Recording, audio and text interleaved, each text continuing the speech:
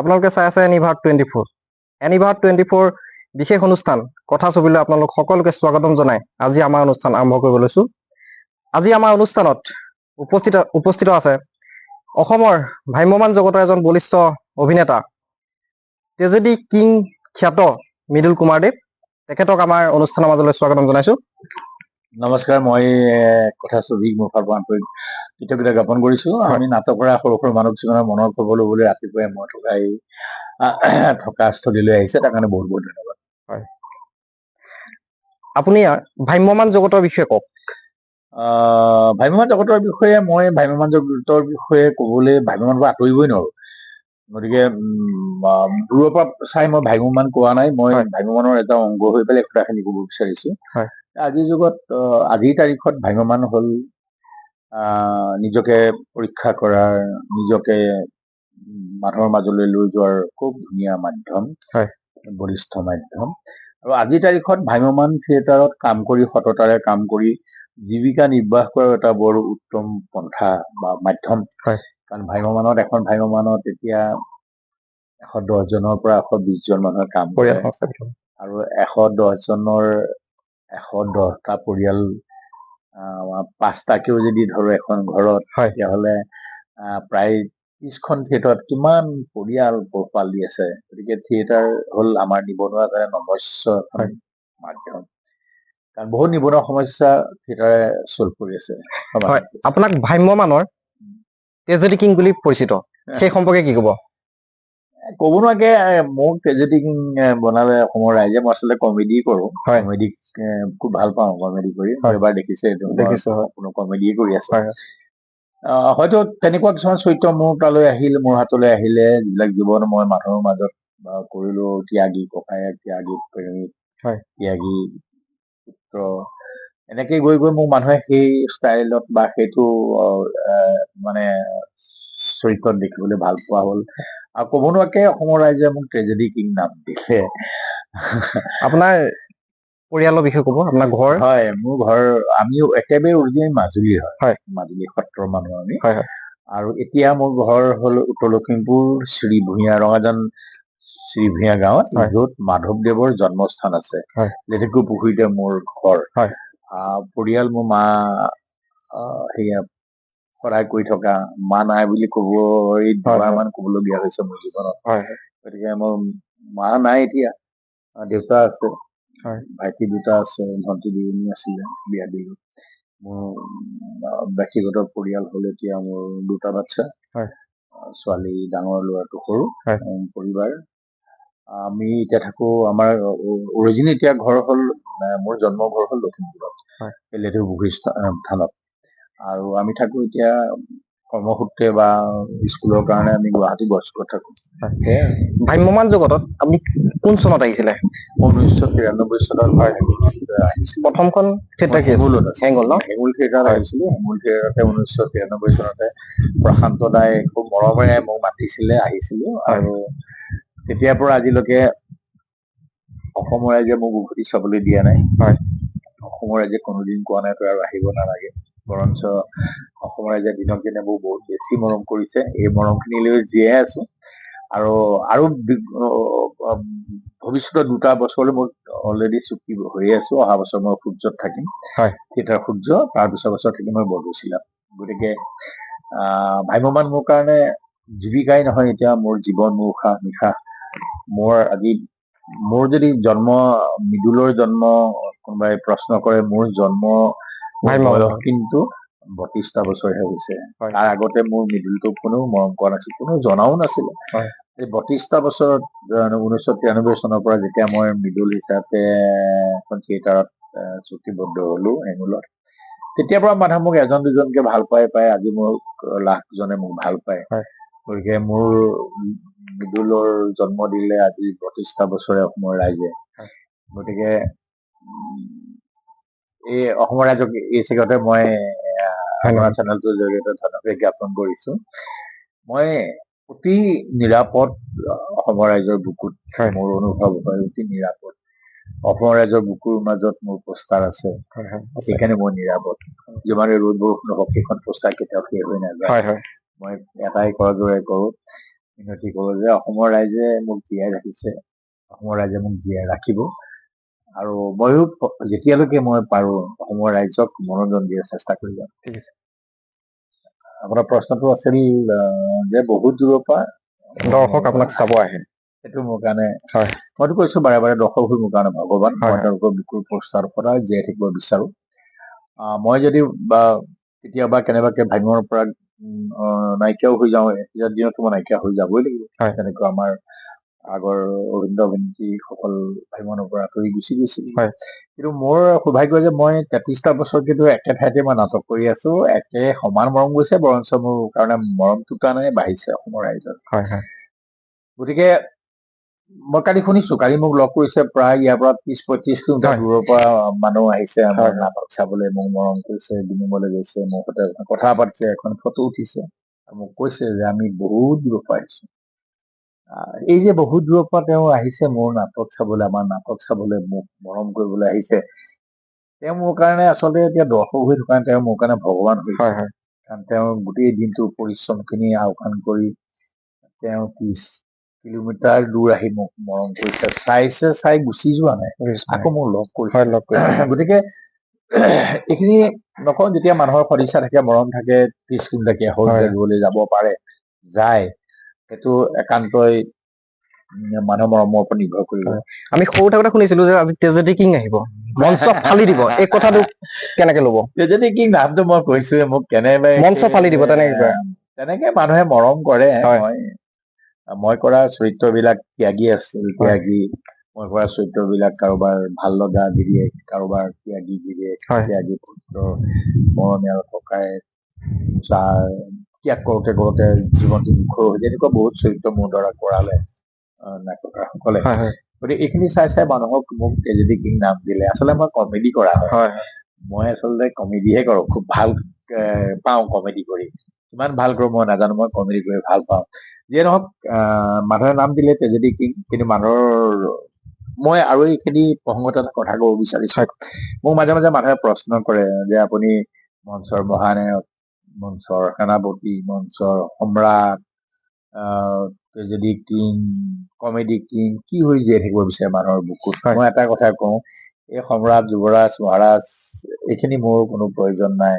মই একদম সাধাৰণ এজন অভিনেতাৰ মৃদুল হৈ আপোনালোকৰ মাজত জীয়াই থাকিব বিচাৰো। গতিকে যিখিনি মোক নাম দিছে, মৰম কৰিছে, এইখিনি তেওঁলোকে দিছে, তাৰ কাৰণে মই চিৰকৃতজ্ঞ। কিন্তু মই আপোনালোকৰ বুকুত থকা পোষ্টাৰখনত মৃদুল হিচাপে জীয়াই থাকিব বিচাৰো। আপোনালোকে মোক মৃদুল বুলিয়ে মনত ৰাখিব। কোনো মোক মঞ্চ সম্ৰাট, ট্ৰেজেডি কিং, যুৱৰাজ, মহাৰাজ এনেকে মনত ৰাখিব নালাগে, মনত ৰাখিব মৃদুল হিচাপে। শৰীৰৰ যিকোনো অসুবিধাৰ সন্মুখীন হৈছে নেকি আপুনি? শাৰীৰিক সমস্যাৰ প্ৰতিকাৰ কেৱল আমি দিম। অভিজ্ঞ চিকিৎসকে দিব সুপৰামৰ্শ। প্ৰতি সপ্তাহত থাকিব বিভিন্ন ৰোগৰ বিশেষজ্ঞ চিকিৎসক। চাবলৈ নাপাহৰিব এনি ভাৰত 24ৰ বিশেষ অনুষ্ঠান স্বাস্থ্য বিশেষ।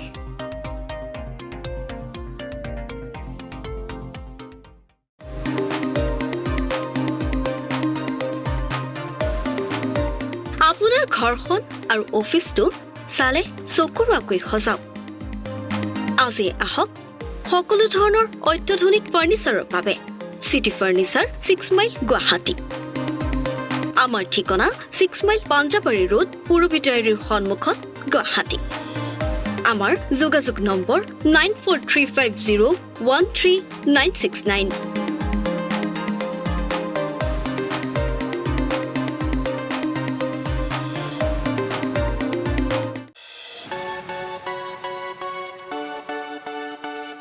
ৰঙাপাৰাবাসীৰ বাবে সুখবৰ। আপুনি যদি দুচকীয়া বাহন ক্ৰয় কৰিব বিচাৰিছে তেন্তে এতিয়াৰ পৰা আৰু চিন্তাৰ কোনো প্ৰয়োজন নাই।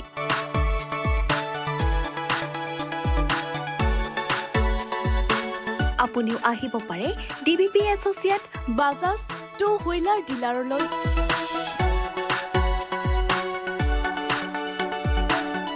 আমাৰ ঠিকনা হৈছে ৱাৰ্ড নং ৮, ঠাকুৰবাৰী ৰোড, ডাকঘৰ, ৰঙাপাৰা, জিলা শোণিতপুৰ, অসম। আমাৰ যোগাযোগ নম্বৰ হৈছে 94357 07133 আৰু 9707967285।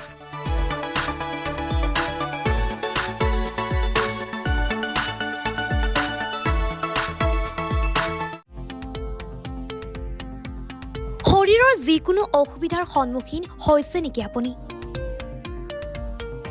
শাৰীৰিক সমস্যাৰ প্ৰতিকাৰ কেৱল আমি দিম।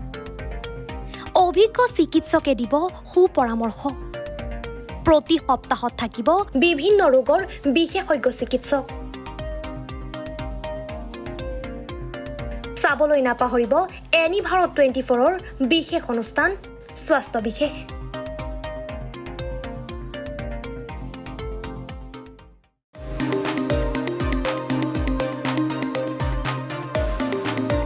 আপোনাৰ ঘৰখন আৰু অফিচটো চালে চকুৰুৱাকৈ সজাওক। আজি আহক সকলো ধৰণৰ অত্যাধুনিক ফাৰ্নিচাৰৰ বাবে চিটি ফাৰ্নিচাৰ 6 মাইল গুৱাহাটী। আমাৰ ঠিকনা 6 মাইল পাঞ্জাবাৰী ৰোড পুৰবিটাৰীৰ সন্মুখত গুৱাহাটী। আমাৰ যোগাযোগ নম্বৰ 9435013969।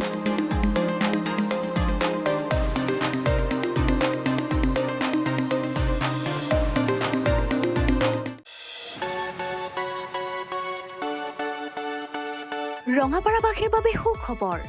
আপুনি যদি দুচকীয়া বাহন ক্ৰয় কৰিব বিচাৰিছে তেন্তে এতিয়াৰ পৰা আৰু চিন্তাৰ কোনো প্ৰয়োজন নাই।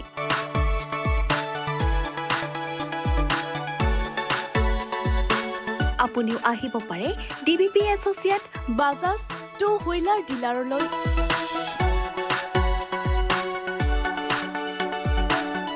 আমাৰ ঠিকনা হৈছে ৱাৰ্ড নং ৮ ঠাকুৰবাৰী ৰোড, ডাকঘৰ, ৰঙাপাৰা, জিলা শোণিতপুৰ, অসম। আমাৰ যোগাযোগ নম্বৰ হৈছে 94357 07133 আৰু 9707967285।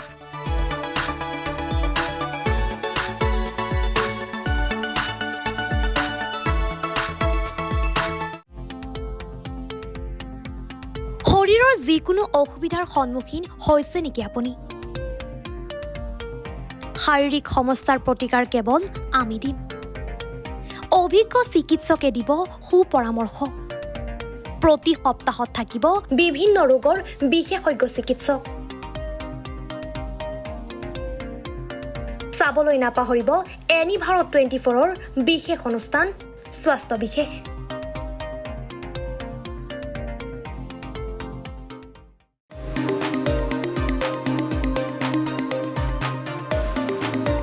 আপোনাৰ ঘৰখন আৰু অফিচটো চালে চকুৰুৱাকৈ সজাওক।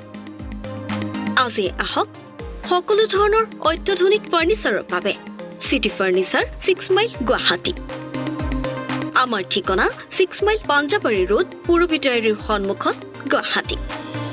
আমাৰ যোগাযোগ নম্বৰ 9435013969।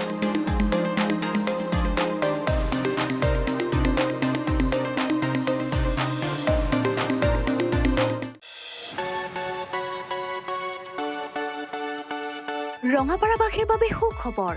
আপুনি যদি দুচকীয়া বাহন ক্ৰয় কৰিব বিচাৰিছে তেন্তে এতিয়াৰ পৰা আৰু চিন্তাৰ কোনো প্ৰয়োজন নাই।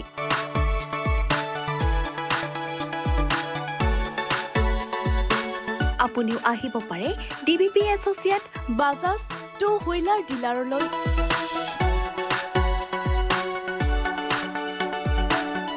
আমাৰ ঠিকনা হৈছে ৱাৰ্ড নং ৮ ঠাকুৰবাৰী ৰোড, ডাকঘৰ, ৰঙাপাৰা, জিলা শোণিতপুৰ, অসম।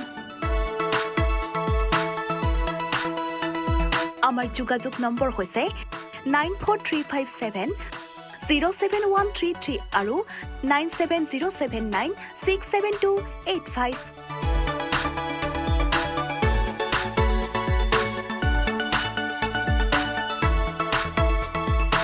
আপুনি থিয়েটাৰৰ উপৰিও নাটক এইবিলাক কৰিছে। এই নিচাক আপুনি পেচা কৰিবলগীয়া হৈছে, এই সম্পৰ্কে কি ক'ব? হয়, নিচা নাথাকিলে প্ৰেছাৰটোৱে নহয়। হয়, নিচা আছিল। মই দেউতাৰ বগুচাত উঠি যেতিয়া প্ৰথম নামঘৰত সৈন্যৰ ভাও লৈছিলো, তেতিয়া দেউতাৰ বগুচাখনে মোৰ আদিক্ষেত্ৰ আছিল অভিনয়ৰ। তেতিয়াৰ পৰা গৈ গৈ বেলেগ বেলেগ কিবা দিশত ঘূৰি ফুৰা মইতো বাৰে বাৰে কৈছিলো মই এজন খুব মিহিন ঘৰৰ ল'ৰা। সেই ল'ৰাজনে আৰ কাপোৰ পিন্ধি তাৰ কাপোৰ পিন্ধি আৰ কিতাপ পঢ়ি স্কুল পঢ়িছিলো, কলেজ পঢ়িছিলো, বেলেগৰ চাইকেল লৈ কলেজলৈ গৈছিলো, স্কুললৈ গৈছিলো। তেতিয়াৰ পৰা মোৰ মূৰত এটা আছিলে যে মই নাটক কৰিম। নাটক মই ভাল পাওঁ। কিন্তু বহুত পৰিৱেশত পৰি মই এটা সময়ত মই আলফা সংগঠনৰ যোগদান কৰিছিলো। তাতো মই বহুত বছৰ কটালো। তাৰপিছত মই কিবা কিবি ব্যক্তিগত কাৰণত ওলাই আহিবলগীয়া হ'ল। তাৰপিছত মই আকৌ অসম অভিনয় প্ৰতিষ্ঠানত মই শিক্ষা গ্ৰহণ কৰিলো নাটকৰ ওপৰত ইন্দ্ৰমণি আচাৰৰ। তাৰপিছত মই হেঙুল থিয়েটাৰে আমন্ত্ৰণ জনালে। হেঙুল থিয়েটাৰৰ প্ৰযোজক মাননীয় স্বৰ্গীয় প্ৰশান্ত দা মোৰ গুৰু, তেওঁ আমন্ত্ৰণ জনালে থিয়েটাৰত অভিনয় কৰিবলৈ আৰু আহিলো। তেতিয়াৰ পৰা সেই নিচা গৈ আজিৰ তাৰিখত মোৰ কাৰণে এতিয়া মই পেচা বুলি ক'লে ভুল হ'ব, মোৰ জীৱন হৈ গ'ল। জীৱন জীৱিকাৰ মূল অস্ত্ৰটো বেলেগেই, তাৰ বাদে মোৰ জীৱন। মই চাগে কাইলৈ যদি মই আৰবপতিও হৈ যাওঁ কেনেবাকে, মই চাগে মই মঞ্চত নাটক কৰিয়ে থাকিব লাগিব, মই জীয়াই থাকিব নোৱাৰিম। আপোনাক চাবৰ বাবে বহুত দূৰ দূৰণিৰ পৰা দৰ্শক আহে। আপোনাক মৰম কৰে। মানুহে মৰম কৰে। মই বাৰে বাৰে কৈছো মানুহৰ বুকুৰ উপস্থাখনত মই আছো বুলি মোৰ দৃঢ় বিশ্বাস, মোৰ ভৰসা আছে। আপুনি থিয়েটাৰৰ উপৰিও ভ্ৰাম্যমাণ জগততো অভিনয় কৰিছে, ছবি জগততো কৰিছে। ইয়াৰ মাজত পাৰ্থক্যটো কি? চাওক, পাৰ্থক্য বুজি পোৱাকে মই আচলতে ছবি অভিনয় কৰা নাই। মই ভ্ৰাম্যমাণ অভিনেতা, মূলতঃ ভ্ৰাম্যমাণ নাটক কৰি মই ভাল পাওঁ। ক'ৰবাত কেতিয়াবা চাগা চকুকে দুই এখন ছবি কৰিছো যদিও সেইটো মোৰ মূল ক্ষেত্ৰ নহয়। আৰু ছবিত অভিনয় কৰা বুলিলে মোৰ নিজেও ভালো নালাগে, কাৰণ মই ছবিৰ কাৰণে কমফৰ্ট নহয়। সেই জন্তুৱে মোৰ কাৰণে কমফৰ্ট নহয়। মই ভাল পাওঁ, ছবি চাওঁ, কিন্তু মোৰ কাৰণে একদম সাংঘাতিক ধৰণৰ মোৰ ভাল লগা হ'ল কাঠৰ মঞ্চটো। একদম সন্মুখত বহি দৰ্শকে চাই থকা, সন্মুখত বহি মোক মৰম কৰা, শেষ কৰি পিছফালে দৌৰি আহি মোক মৰম কৰা, মোৰ সতে দুআষাৰ কথা পতা, এই মাধ্যমটো মোৰ সকলোতকৈ প্ৰিয়। এইটো কথা কোৱা নাই মোৰ ছবিও প্ৰিয়, ছবি খুবেই ভাল পাওঁ, ছবি চাওঁ। গতিকে মই ছবিৰ প্ৰতি ইণ্টাৰেষ্ট মোৰ নাই, একেবাৰে নাই। গতিকে মাজে মধ্যে চাগা চকুকে দুই এখন কৰিছো যদিও মই নিজকে ফিল কৰোঁ মই ইমান কমফৰ্ট নহয়। মই খুব ভাল পাওঁ নাটকৰ মাজত থাকি। গতিকে ছবি কথাটো মোৰ ক্ষেত্ৰত প্ৰযোজ্য নহয়। পাৰ্থক্য মই উলিয়াব নোৱাৰো, কাৰণ মই ছবি আৰু নাটক মই যিমান কৰিছো, ছবি একেবাৰে নগণ্য সংখ্যক কৰিছো। তাৰবাবে পাৰ্থক্য ওলোৱা সময়টোৱে মোৰ কাৰণে আহি পৰে।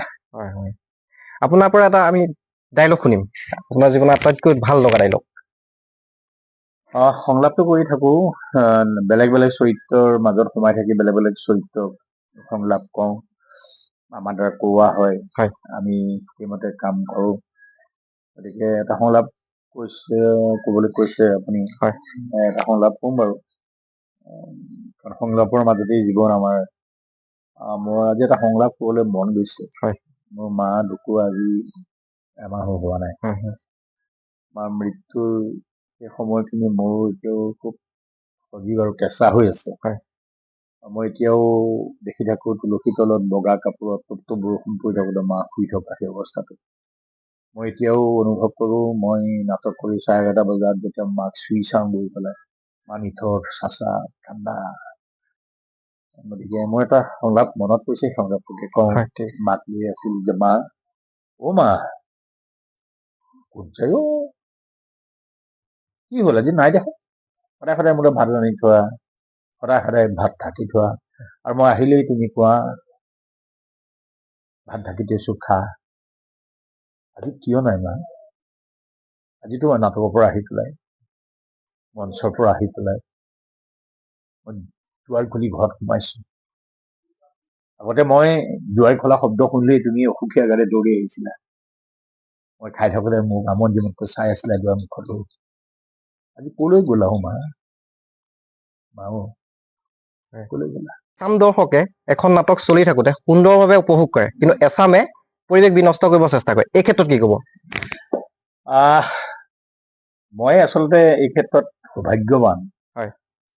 মোৰ 33টা বছৰত মোৰ কোনো নজিৰ নাই য'ত মোক নাটক বিনষ্ট কৰিছে দৰ্শকে। মই কোনোদিন কৰা নাই। আৰু এখন নাটক চাবলৈ আহোঁতে কোনো নাভাবে যে আমি চিঞৰ বাখৰ কৰিম, আমি হুলস্থুল কৰিম।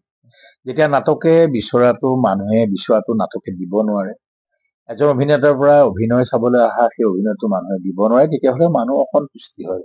তাৰে কিছুমানে অতি চিঞৰ বাখৰ নকৰে, মনতে ক্ষোভ লৈ গুচি যায় যে ভাল নালাগিল নাটকখন। কিছুমানে প্ৰকাশ্যে সেইটো প্ৰকাশ কৰে যে এই কি কি কৰিছে তহঁতে। তাৰ অধিকাৰো আছে, দৰ্শকৰ অধিকাৰ আছে। হয়। যেনেকৈ দৰ্শকে দুটকা খৰচ কৰি আমাক চোৱাৰ অধিকাৰ আছে, আমাক চাই বেয়া পোৱাৰো অধিকাৰ আছে। হয়। গতিকে মই সৌভাগ্যৱান, মই আজিলৈকে মই এনেকুৱা পৰিৱেশ হোৱা নাই য'ত মই নাটক ৰাখি দৰ্শকৰ লগত কাজিয়া কৰিবলগীয়া হৈছে, য'ত মই নাটক ৰাখি দৰ্শকক সময় বিচাৰিবলগীয়া হৈছে, য'ত মই নাটক নকৰোঁ বুলি মঞ্চৰ পৰা গুচি যাবলগীয়া হৈছে। এনেকুৱা পৰিৱেশ মোৰ জীৱনলৈ অহা নাই, আৰু মোৰ বিশ্বাস মোৰ জীৱনলৈ আৰু নাহে। যে 30টা বছৰে মোক মানুহে সমানেই মৰম কৰিছে, না কি গেলাৰী কোৱা নি প্ৰথম লাইনৰ কোৱা, সমানেই মৰম কৰিছে। এয়া মোৰ কাৰণে আশীৰ্বাদ। গতিকে মই যিসকলে মই যিহেতু বিনষ্ট, মোৰ নাটক কৰা আজিলৈকে পোৱাই নাই, গতিকে এই বিষয়ে মই মন্তব্য দি দিছোঁ। হয়, আমি শেষৰ ফালে আহিছো। মচি দিম তোমাৰ সেন্দুৰ, এই নাটকখনে এইবাৰ যথেষ্ট সমাদৰ লাভ কৰিছে। ভাল নাটক। এই ক্ষেত্ৰত কি ক'ব? ধুনীয়া নাটক, নাটকখন খুবেই ভাল, তাৰ প্ৰকাশভংগি ভাল, তাৰ প্ৰেজেন্টেশ্যন ষ্টাইলটো খুব ভাল হৈছে, আৰু আনকমন কাহিনী হয়, এটা, হয়। একেবাৰে আনকমন কাহিনী এটা। মানুহে ভাল পাইছে, আৰু আমাৰ 3খন নাটকে বৰ সুন্দৰ নাটক। ৰাজদ্বীপৰ যুৱ নাটকৰ ৰাজদ্বীপৰ প্ৰথম দিনাখন যিখন কৰো আমি বিশ্বনাথজীয়ে আছিল, হয়। ধুনীয়া নাটক। হয়, হয়। মুছলিম তোমাৰ খেলতো মানুহে অগণন ৰাইজে এইবাৰ উপভোগ কৰিলে, দৰ্শকৰ মিছিলটো হৈছে। কালি ইয়াতে প্ৰায় 400-500 মানুহ থিয় হৈ আছে। হয়। এটা সাংঘাতিক ধৰণৰ পৰিৱেশ হৈ যায় নাটকখনত, খুব ভাল লগা। কিন্তু মোৰ মতেৰে এই বছৰৰ আমাৰ সৰ্বশ্ৰেষ্ঠ নাটকখন হ'ল তপস্যা। সেইখন নাটক আজি আমি মঞ্চস্থ কৰিম, হয়। তপস্যা। তপস্যা নাটকখন মোৰ বোধহয় অসমৰ প্ৰতিজন অভিভাৱকে নিজৰ ল'ৰা ছোৱালী দেখুওৱা অতি প্ৰয়োজন। হয়।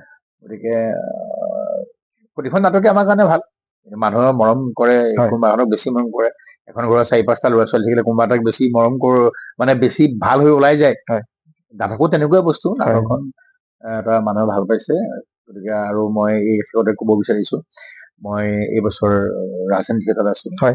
ৰাইজে মৰম দিলে। হয়। আমি প্ৰতিশ্ৰুতিবদ্ধ আছিলো যে নিভাঁজ নাটক দেখুৱাম, বিশুদ্ধ নাটক দেখুৱাম। হয়। আমাৰ নাটক পৰিয়ালৰ প্ৰতিজনে একেলগে নিৰ্ভয়ে চাব পাৰিব, হয়। নিসংকোচে চাব পাৰিব। আমি আমাৰ কাম কথা ৰাখিলো। অহা বছৰ মই থাকিম থিয়েটাৰ সূৰ্যত। হয়। তাত 3খন নাটক লৈছো। 3খন নাটকৰ নাম হ'ল হয়। অভিজিত ভট্টাচাৰ্যৰ মোৰ চকুলোৰে একাপ চাহ, অলপ বেলেগ ধৰণৰ ব্যতিক্ৰমী কাহিনী এটা, মোৰ চকুলোৰে একাপ চাহ। আৰু এখন অভিজিত ভট্টাচাৰ্যৰে মৃত্যুৰ আবেদন, আৰু এখন প্ৰশান্ত মেনাৰ নষ্ট পুৰুষ। হয়। আমি কৰিবলৈ কৰা কামখিনি আপুনি যি মৰম দিছে তেনেকৈ মৰম দি থাকিব। ঠিক আছে, ধন্যবাদ।